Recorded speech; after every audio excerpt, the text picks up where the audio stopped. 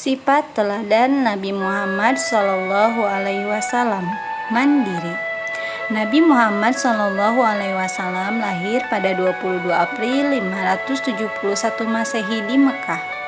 Pada saat kelahiran dalam keadaan yatim, ayahnya bernama Abdullah meninggal dunia dalam perjalanan dagang ke Syam, yakni sewaktu Muhammad masih dalam kandungan sang ibu.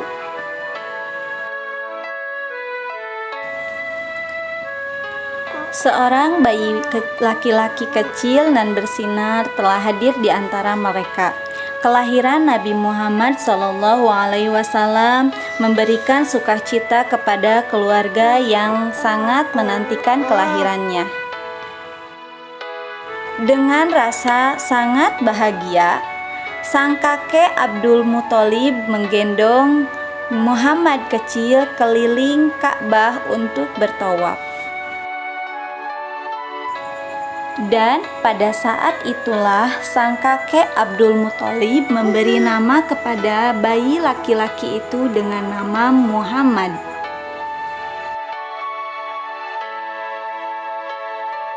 Pada usia 6 tahun, sang ibu mengajaknya berziarah ke makam suaminya.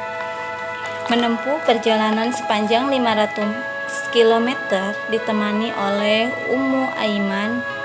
Di tempat tujuan mereka menetap sebulan. Setelah itu mereka kembali ke Mekah, namun di tengah perjalanan ibunya menderita sakit dan akhirnya meninggal di perkampungan Abwa yang terletak antara kota Mekah dan Madinah. Muhammad kecil melewati masa kecil sebagai yatim piatu. Tentu kita bisa membayangkan betapa sulitnya kita dalam kondisi yatim piatu. Namun kakeknya Abdul Muthalib sangat iba terhadap cucunya yang sudah menjadi yatim piatu di usianya yang masih dini. Maka dibawalah sang cucu ke rumahnya, diasuh dan dikasihani seperti anak-anaknya sendiri. Tapi lagi-lagi kasih sayang sang kakek tak berlangsung lama dirasakan Muhammad kecil. Saat usia 8 tahun kakeknya meninggal dunia di Makkah. Namun sebelum wafat beliau berpesan agar cucunya tersebut dirawat oleh paman dari pihak bapaknya Abu Thalib. Asuhan pamannya yang juga sangat mencintainya, Abu Thalib merawatnya bersama anak-anaknya yang lain, bahkan lebih disayangi dan dimuliakan. Dia juga mengajarkan kemandirian Muhammad berusia 8 tahun dengan menjadi pengembala. Beliau banyak belajar dan menghabiskan waktu tersebut.